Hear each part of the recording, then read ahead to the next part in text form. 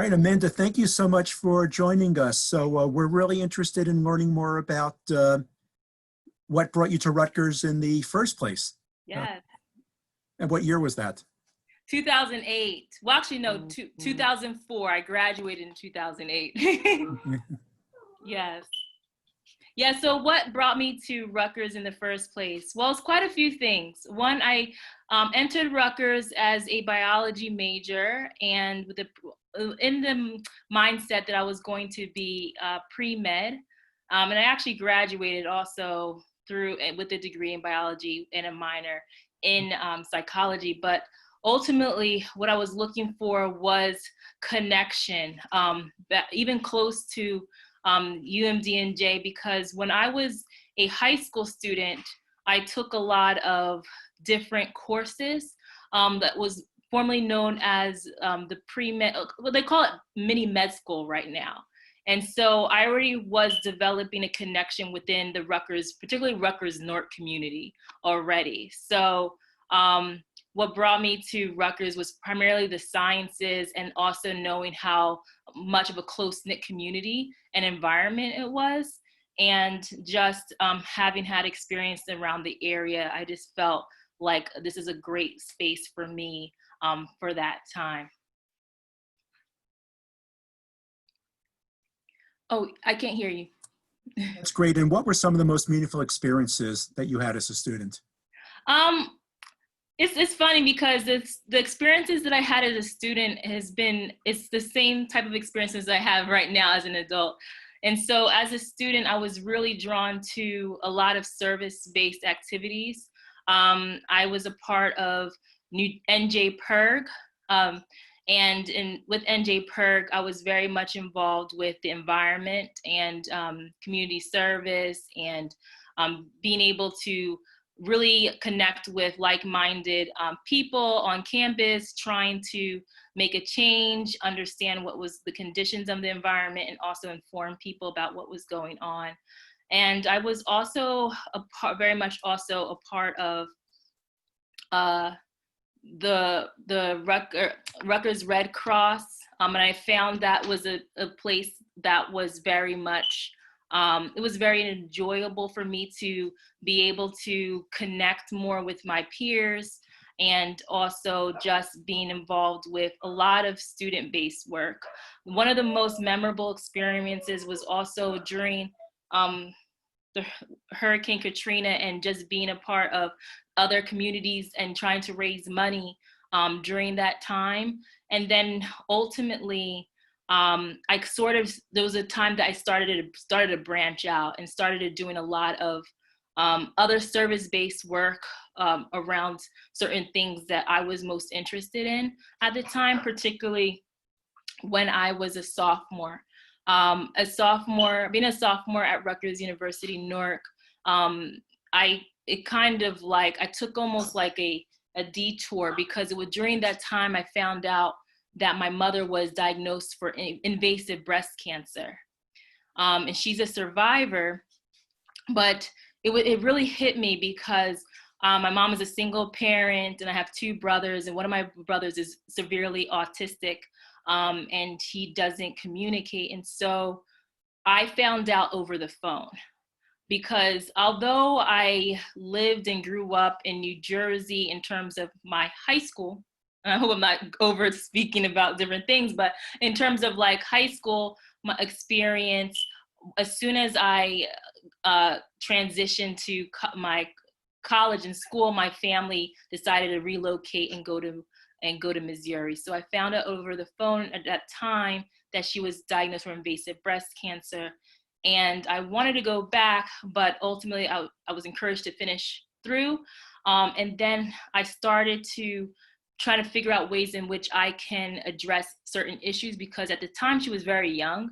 And it was really uncommon for our family because we didn't have family history of cancer. And so I started to test certain things out during that time. And mind you, entering Rutgers, I was very shy. So a lot of the things I started to do really pushed me out of my comfort zone. I was the type of person that kind of liked to do work. I worked a lot, but I like to be in the background. And so I started to create a casting call during this time, and a casting call to get other people across the country involved to be a part of what I was going to call like a traveling exhibit where people can be photographed and hold place cards about an issue. And I chose cancer for the obvious reasons for that time, breast cancer. And ultimately, we convened into a studio location. I got people from all over to come together and be photographed, and these images started to take place. So that was like a real pivotal moment for me. But it was one of the most meaningful experiences because I didn't necessarily think when you take on a big task like that, you don't necessarily think that sometimes you don't like, oh, I'm going to achieve this because you never tried it before. It's out of curiosity.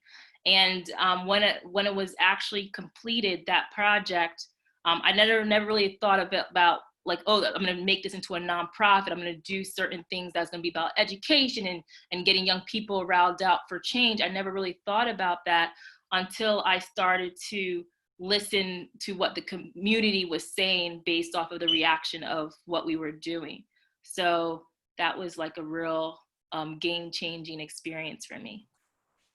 You have come through a lot and come through it stronger and such an incredible person. Talk about your current job and what you do with your organization. Yes, so I still have the GEM project, but what's so great about it is that I now do it like full time. So back then, for a very long time, it was volunteer based. So while I was starting to build up on the nonprofit, it was a nonprofit that was really focused primarily on educating young people, having college students act as activity leaders and carry out these lesson plans. I think my dog is crying. Carry out these lesson plans into the community and execute it. But today it has evolved. It has evolved to really focus on creating a year-long fellowship between high school students and college students. So what that looks like is they work together in like almost like a peer mentoring model, and they go and they identify a community-wide issue about certain things that they believe that impact them as well as the people within their communities, and they participate in what is known as like youth organizing. So youth organizing is almost like can be thought of like almost like a social justice strategy where young people are taking through the different processes to identify an issue, participate in community-based research, and then determine the type of direct action that they want to address on that issue. And so right now, I oversee the entire company and organization. We work with several young people all across the city of Newark as well as outside of Newark now. And they convene and they work on different campaigns. Amazing stuff for somebody who's so young. You had a little visitor in there. Tell us about Oh, Pablo? Yes. Oh, Pablo, he's a sweet dog. He's almost, he's gonna be 5 in December. And he's like telling me I should pet him, keep on petting him. He's such a cute dog. He's a Chihuahua and Italian Greyhound. Wow. Yeah. Never heard of that mix before. That's great. Yeah. So you graduated how many years ago? Several years ago. So I graduated in 2008. So I was going to say, I think I have a lot more several years ago than you. Okay. But it's so funny to think about, you know. It's just. And what got you involved with the alumni programs at Rutgers? Wow. So it's so funny. When you create a project, right? I created this project while I was in school. And sometimes when people develop things or decide to enter the world of entrepreneurship, they don't do it sometimes with the idea of like they're already like this leader or community person. It kind of either it falls into their lap or it's some other situation impacted their life, and that's why they pursued it. And so when I was graduating Rutgers University, I was exploring different opportunities. I wanted to stay connected to Rutgers because I valued the experience, because I felt like I grew the most at Rutgers because of what I've gone through, and also the people who I was connected by.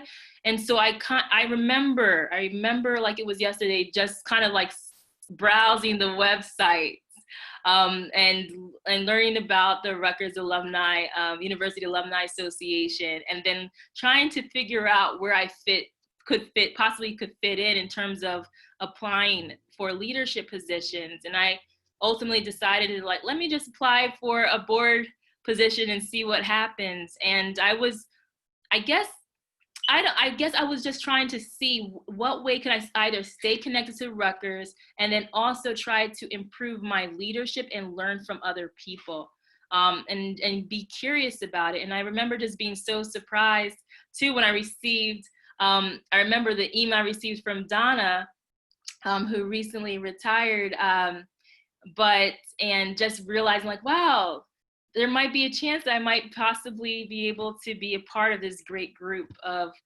people to represent Rutgers University community on a larger scale. So that was, and that time for me, serving my first 3 years, and also right now as I enter my first year as an officer, has been truly, truly one of the most life-changing experiences in my life, because I grew and I learned so much in regards to leadership and how to be intentional with people and how to, like, engage different people. And I just felt like it was such a wonderful experience, and it still is. I agree. Being a volunteer for Rutgers is so many rewards, Yes. tangible as well as pride. Mhm. What are some lessons that you learned at Rutgers that you use now? All right. Lessons I learned at Rutgers. And I could think there's so many lessons. There's so many lessons. Don't take things to heart if you're trying to improve as a person.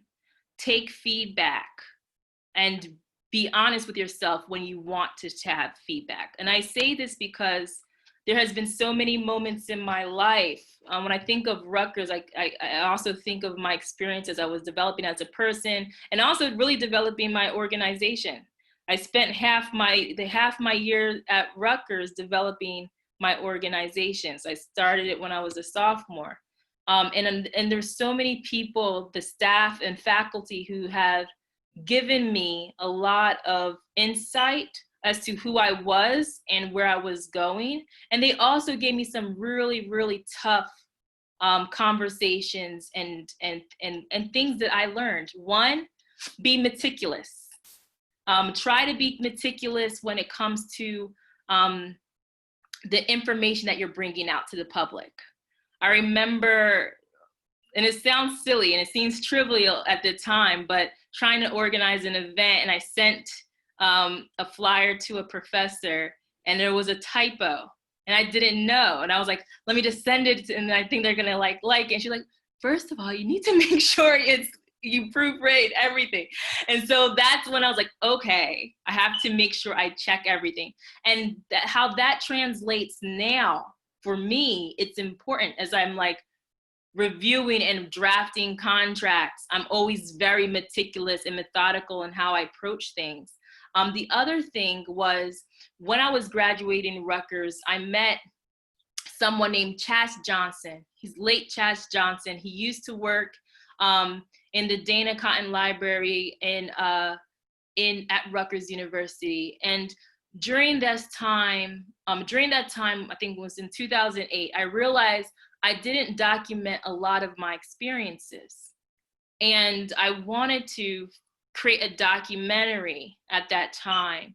And I told him my idea. And when you're young, sometimes when you're real young, you're just so excited. You think your idea is the best idea, and you just go in. And I went in and I was like, I have an idea. And he was like, what is going on, Amanda? What's happening?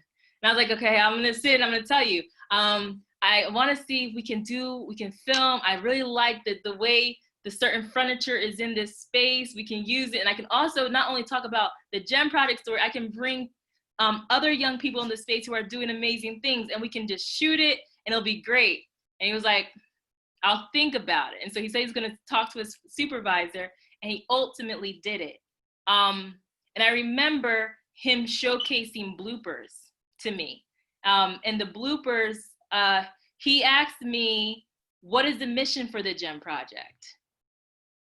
And I gave him this long drawn out statement. I said something about creative imagery, and we educate to captivate. And he was like, do you realize that most people won't understand what you're saying?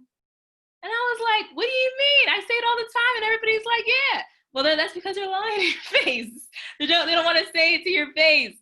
And so he told me one thing that struck out. He told me then, and it was on a blooper, and it was on those VHS tapes, okay? This is way back, you know? And he said, speak to me like a 2-year-old. That advice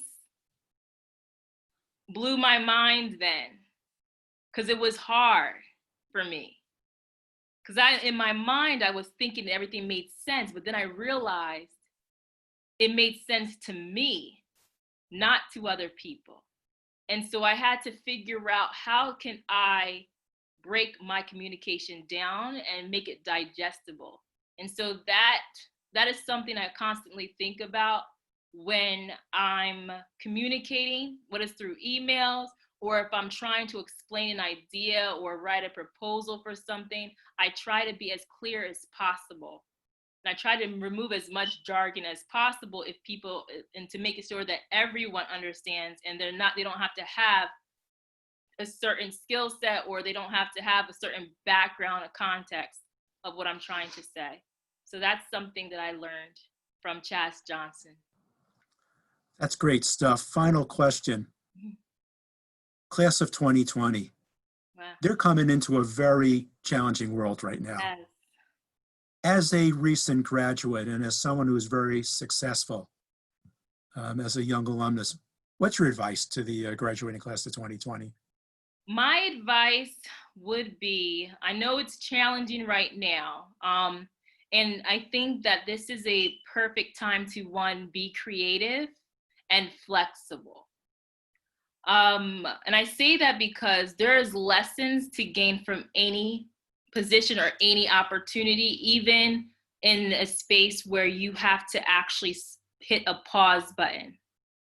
And also lean in, figure out ways where you can lean in with opportunities, whether it's from previous professors, your current students. Use it as an opportunity to start thinking strategically on how do you foster and improve your relationships within these certain subgroups, because you would be surprised how many opportunities can actually come from different people. And I would say try to think more strategically around that. And if you have this goal, this big goal for one day, and it doesn't matter what the goal is, it could be, I don't know, maybe you want to be a director for something, and maybe you got an opportunity that was maybe a paid internship, and you feel as if that's not what you should be doing because of your degree, but because there's certain issues that are happening across the country, and now that things are not as strong in terms of foundation, try to still be your best self and operate within that framework, no matter what it is. It doesn't matter what the job is, everybody has value. And I'll give you an example. When I also graduated at Rutgers, and I was doing the GEM project, and it was very much volunteer based. I went and I started to work. I think I worked part-time at a nonprofit organization and I chose some really part-time role, and it was very basic, very few hours. And I was pretty much on the lower end of the totem pole. But at the same time, when I went in every day for that job, I didn't approach it that way. I figured out what is the lesson that I can learn from this position, and how can I understand everybody's role in every department, and how can I be a resource within that role? So I found myself oftentimes I wasn't given enough work or didn't have much work to do at all. And sometimes you find yourself in those particular positions, maybe because either people are very busy, or maybe some people may not necessarily know how to manage in terms of multiple priorities. So try to figure out how can you not only create work for yourself, but figure out how you can really bolster your skills, right? And I think, and I'll say this: there's ways in which you can get experiences outside of your role. So you can communicate with people in different lateral departments, casually develop relationships, and start to create this persona of yourself of getting the job done and learning. Use it as an opportunity to learn about everything, and start to build your resume around that. And you'll be surprised. There are certain things that I often think when I think about leadership, in terms of like exemplary leadership, I go to that moment and I think of certain people who may not have been directly connected with, but those conversations I was observing and I was learning. Indirectly from them, and I use those moments to bring into my own work. So that's an example. Be flexible and creative. Amanda, terrific advice. Thank you so much to you, and thank you to Paco. Oh, thank you. Thank you. He's happy too. You too. Take care. Thanks again. Thank you. Thank you so much, Marty. Thank you. Take care. Bye-bye. Okay, take care.